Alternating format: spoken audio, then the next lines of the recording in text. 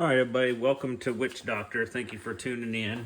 I had a great opportunity to work with Craig Kensler. He's a railgun builder, builds excellent railguns. And, I'd spoken to him some years ago about sort of redesigning, the existing sort of rail designs so that they're a little more ergonomically friendly and have just different designs that make, more sense and things like that. So ultimately, at some point, in the recent days, he said, sure, let's do it. So he, has gotten feedback, not just from me, but other, really experienced great shooters about, what they like to see in rail guns. And he went ahead and put this thing together. This is the prototype. And it has all of the different things that I had requested. I had requested, hey, I'd like a drop port, but none of these other rails have a slit cut out for a drop port. Okay, no problem. Check, done. The rail block, I like to have the scope off the rail block and sort of offset closer to me. And well, check.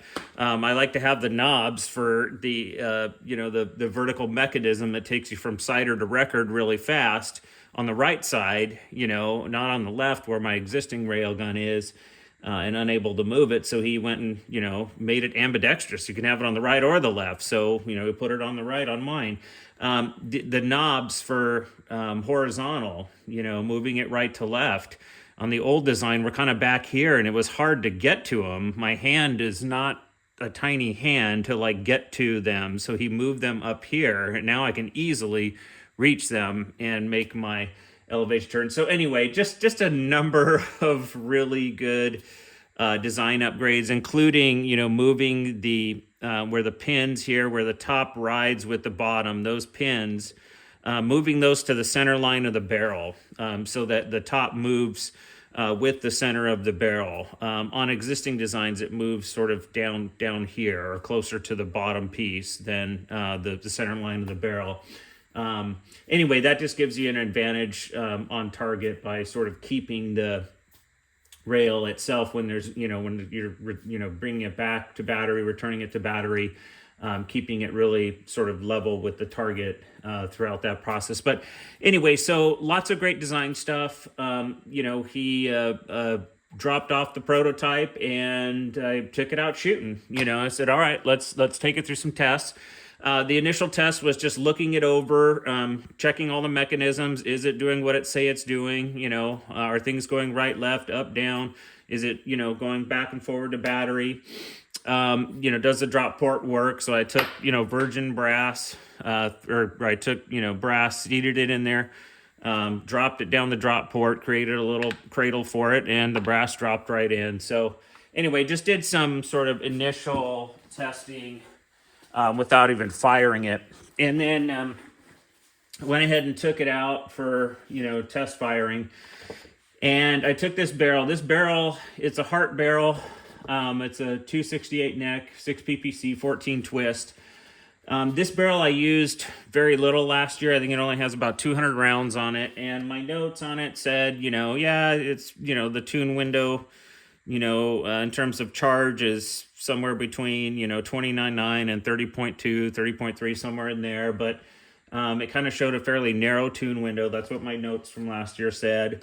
A particular type of bullet, seated 20 thousandths into the lands, was, did perform better than a couple other bullets I tried. So I went ahead and just, with this one, loaded that, the bullet that did pretty good last year. And I loaded 29.7, 3 of those, 29.8, 3 of those, 29.9, 30, 30.1, 30.2, just to get an initial tune, just to see, will it tune.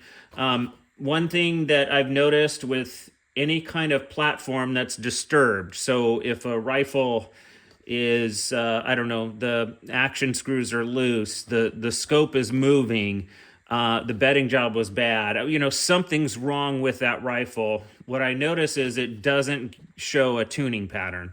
But what I notice in rifles that are well built, railguns that are well built, you'll see a tuning pattern. And, in a flawless platform, you see the tuning pattern. In a platform where there's something wrong with it, could be one thing, could be multiple things, there's really no tuning pattern. It looks kind of all over the place, if you will. And I know I've shown you this on other videos, like the Tuning Center Fire Rifles video, but just want to emphasize that I did find a tuning pattern. And so that was part of my feedback to Craig was the platform itself is not only working correctly and everything is working correctly, but it's functioning correctly. And so I found a tuning pattern, and again, this is what I find. You look at group shape and group size and POI when you're looking for a tuning pattern. And clearly we see here, a lot of horizontal with 29.7.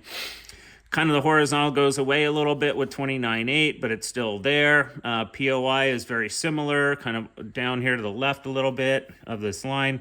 29.9, a slanted vertical pattern, kind of POI, a little bit lower than the others.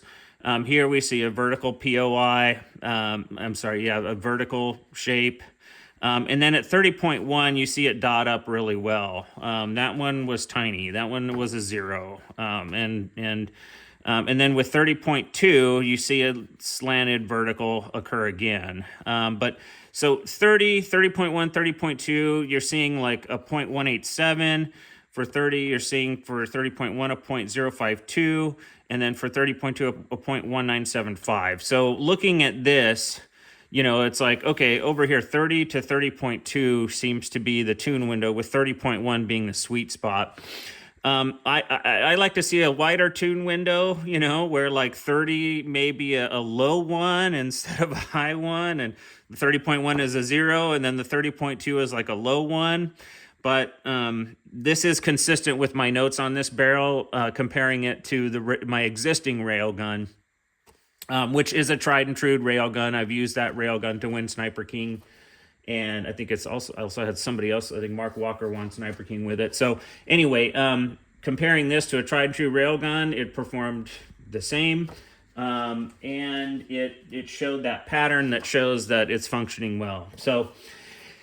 Now, here's another interesting part of this. I invariably get asked a lot of questions about primers and primer seating and primer weights. And, as much as I try to just, put that behind me, this is data that I collected years ago. Primer weight data, it's pretty obvious. The lighter primers shoot lower, the heavier primers shoot higher. There's pretty much massive velocity differences there. That to me is a finding that's pretty ubiquitous. I'm like done with that. Like I weight sort my primers now. My vertical is just about eliminated doing that. And so, I'm like done with that. But same thing with seating depths. I found that there's an ideal seating depth range where if you compress the anvil to a certain degree, you get better precision. And so I thought, kind of done with that. But invariably, I get contacted by people about that stuff. Some people wanting to do tests. Some people asking me questions about, the testing itself, things of that nature. So recently, I've been contacted by at least a few people about this. So I just decided, all right, I'll go ahead and just do a primer seating depth test. Not a super comprehensive one, but just to do one, just to refresh my memory on this stuff and see if the finding that I found in a bag rifle is something that I probably likely would find in a railgun. Because oftentimes the railgun, given the obvious difference in the platform of this versus a bag gun, the railgun tends to mask some effects. And I've seen that a few times, where the bag gun, if the action timing is a little bit off, like, the freaking bullets are splattered all over the place. But if I throw that action, on a railgun, the groups shrink up quick just because the railgun's the way it's designed. So I've seen some, effects get masked where if you shoot just with the railgun, that doesn't necessarily generalize to a bag gun, but what you shoot in a bag gun may generalize to a railgun. So anyway, I thought, let's just try that. Let's do some primer seating depth test. I'm testing this railgun anyway for function. Let's see, what happens here. So the other day, you could see 30.1 really performed the best. So I went ahead and loaded that. And I did 5-shot groups this time. in initial load development, I typically only do 3. It's kind of a waste of bullets to, do 5 with initial load development. But once I see the tuning pattern and I figure out the tune window and settle on a load, then I go to 5. And what I did was I tested what I was told was a primer seating depth method called seating by feel. And I had asked some people, like, what does seating by feel mean? What do I have to do to seat by feel? And I got, a few different answers, which is not surprising given the level of subjectivity in the concept of seating by feel. So, one person, gave me one answer. They said, well, set your tool, and this is the PMA hand priming tool. Set your tool so that it can seat as deep as possible. And so that for this tool would be turning clockwise inward, and it would be going down on the shaft here. And like this is bottomed out now. So this right now should theoretically seat the deepest. Now, if that was the case, where that method was just to turn it all the way down and seat the primer, what happens is once I throw a primer in here, throw a piece of brass in there, is I push it in, but it stops. It kind of stops right there. And there's really, I can push and put a lot of pressure on it, but it's not really pushing anymore. So it essentially stops right there. But the problem I found with this is when I go to check the depth, it's only 2.5 thousandths deep, which is almost flush. I mean, that's not really deep. Actually, this may be a little bit deeper than I found when I loaded for my test. But so I was finding things that it was in the 0 flush to 1 thousandths, 1.5 thousandths, and so that method didn't seem to really work. Look, 1 thousandth. So I essentially just thought, okay, but someone told me that's the method. Crank it all the way down, seat them by feel. You'll feel them where they're easy to go in, and then they kind of get really hard. In this case, I couldn't even really push it in anymore. It just kind of stopped there. I couldn't push it in anymore. But anyway, so I thought, all right, I'll just do that. So I seated 5 pieces of brass, and that was my flush condition, because when I went to actually look at the depth, they were flush. They were, 2.5 thousandths, and this is 1 thou, half a thou, 1 thou. So I called that my flush condition. And then there was another method where they said, well, don't seat it that deep, because what I did was, with this tool, I noticed when I compress it all the way, I see this part come up and it stops right there. So what it does is it sort of artificially stops the whole, as you can see where the actual primer seeder stem inside there. And so what it does is it just artificially stops it from seating. So that explains why I went here and it stopped. So it's okay, so that method for, turning all the way in and then that's not going to work on this particular tool. Okay. That obviously is not going to work, because once you push it in all the way, you can see where it stops. So it's going to artificially stop the primer punch from actually, seating it deep. So at that point, it's about, backing it off, basically. And so I backed it off a little bit, a turn or two. Then I went to go seat.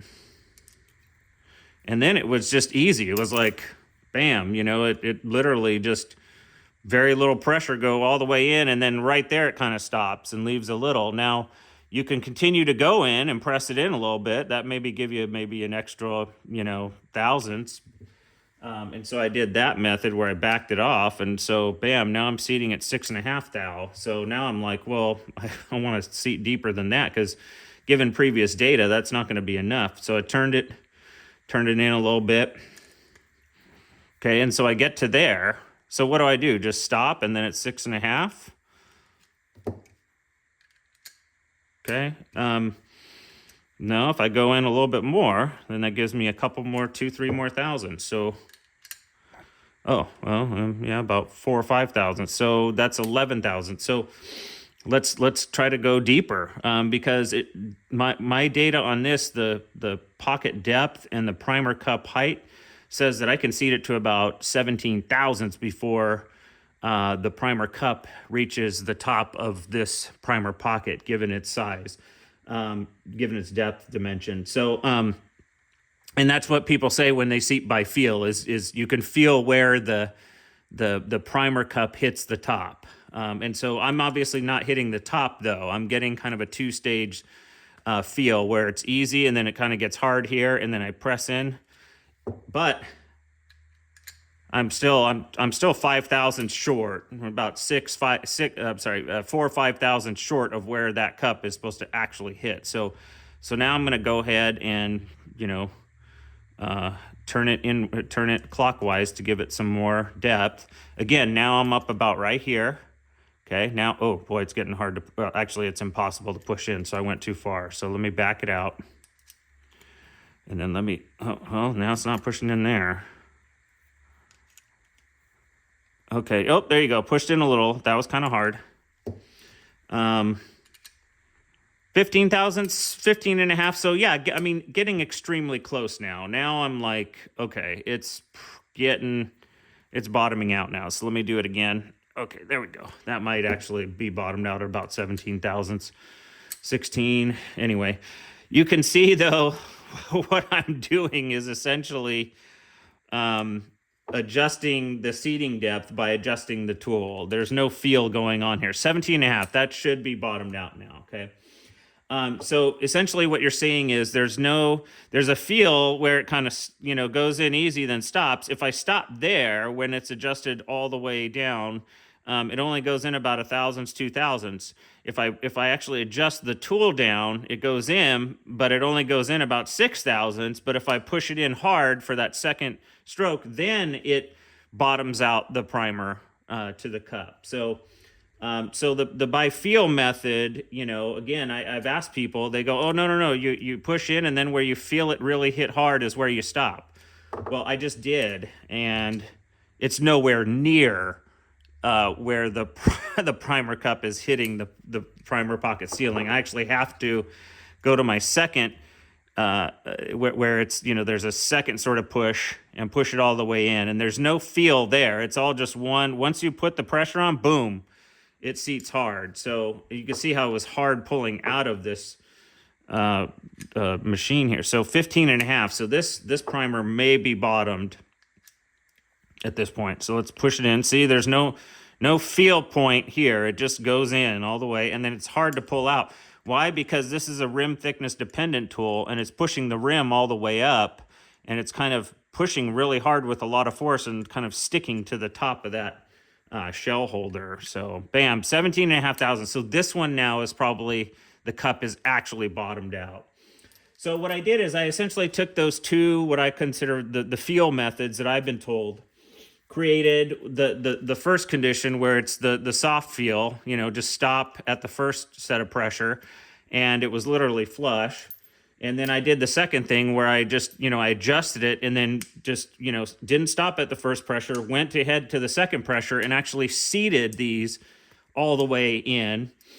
And then I went and did what my data has shown to be best, is to actually seat them at for this particular primer, with the particular cup height and with the particular primer pocket depth. Seating them at 9 thousandths gives me an ideal level of anvil compression. And so I went ahead and did that. I seated 5 at 9 thousandths. So I had the sort of flush feel method. I had my method, of which my data supports is the best, and it gets what I consider the ideal anvil compression at 9 thousandths. And then I did the second feel where I just kind of, felt it, go in a little bit, and then thought, well, that's not enough because it's, flush or not deep enough. It's not bottoming out. And then pushed all the way in to bottom it out, and got, my primers that were, 17 thousandths depth in the pocket. Now, what previous data has shown in my bag gun, which I shot a large sample size, multiple 5-shot groups, it showed that, flush, basically with no anvil compression, Does not shoot really well. The groups were usually double in size. 3,000s got a little better. 6,000s got a little better. And then at 9, like this range in between sort of 7,000 and 10,000, 10 thousandths of an inch anvil compression, which equated directly to the seating depth, showed the best. And then once I got to like 13 thousandths and then up to like 17 thousandths, where clearly I was fully compressed up to the top. That cup was touching the top of the primer pocket. Did really poorly. I mean, I had a lot of flyers on that, so having it fully touching the ceiling of that primer pocket was the worst, and there were flyers all over the place. So anyway, I thought, well, let's see what happens here. Let's get out, let's shoot this rail. The rail is functioning perfectly. It showed a perfect tuning pattern. I know what the load is. That's looking really good. Atmospherics from that day to this day were pretty consistent. I had no wind. I had, about the same temperature, same barometric pressure, everything. So I was expecting a charge of 30.1 to do well. This particular bullet, 20 thousandths in. And what happened was with flush, I got a 0.2215, some horizontal. With, the 0.009, I got a 0.097 size group, circular. And then with the one where it, clearly has the cup, to the top, full anvil compression, 0.269. So this data was, very consistent with the data that I got with my bag gun, showing that, if it's flush, you're not going to get ideal, precision. If it's way too far compressed and fully compressed, you're also not going to get great precision. There is a sweet spot that you need to get to. And that's essentially what happened here with this test. Now, I realize this is not a high end test. It's not a massive sample size like my last test was. But frankly, when I go to replicate a test and I early on show a pretty clear pattern where the groups are like double, almost triple in size, and the pattern of the result is there, I'm kind of not interested in continuing the test. It's like I already have the data. It's already good data. It already generalizes to a number of different applications. I'm really not interested in now shooting a high, sample test. This suffices to me with, the fact that I have tons of data from the past that shows there is a sweet spot. So anyway, so just want to throw it out there as additional data that replicated it in a railgun with a limited sample, of course, so you can certainly feel free to criticize that. But taken in combination with all the other data that I've collected in the past, and this being very consistent with that data, again, I just have a super high degree of confidence that all of that initial testing that showed the sweet spot in terms of anvil compression continues to, the results speak for themselves, and I'm going with that. So anyway, thanks everyone for tuning in. Again, please join my Patreon. We have a number of these different online forums where, tons of people are on them, and tons of people are just sort of throwing out oddball information and, not really geared towards, good scientific testing or methodology, and all this kind of stuff. And I know tons of people I know are very frustrated with that. And, hey, Brian, can we, either start a new forum or can you figure something out? Well, okay, Patreon. Patreon was my best way to do it. And right now I have a good, solid amount of people on there that are, the discussions are excellent.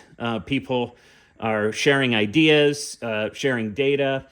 If they don't have data, they'll admit that. But it's just a much better platform for coming to better understanding about how these things have an effect. And in fact, we've had some offshoots where some other people had started Patreon based on sort of my Patreon, and now they're doing their own, developing tooling, all kinds of cool stuff based on a lot of our very productive discussion. So hope to see you there. And you have to become a member, a paying member, a patron. That's the key, because 95% of my posts are for paid members. And so, and I do multiples a day, unless I'm gone or I'm, not able to do it for whatever reason. But usually we have daily interactions around a number of topics. And so you really have to be a paying member to sort of see any benefit to that. So I definitely would do that. I do some posts for unpaid members, but it is far from ideal. If I have data from a large comprehensive test, like my Secret Life of Brass test, where I tested 4 different types of brass, shot them 20 times, and analyzed the crap out of every measurement, almost every measurement possible on a piece of brass. That data, I just gave it to the members. I posted it, to the Patreon for the members, the paid members, to be able to look at in case they, had questions about things or wanted to know about, what would be an appropriate reamer, what would be appropriate, reamer dimensions for this particular part of the, of the reamer, that kind of stuff. So there's tons of benefit there to being a paid member. So hope to see you there. All right, take care.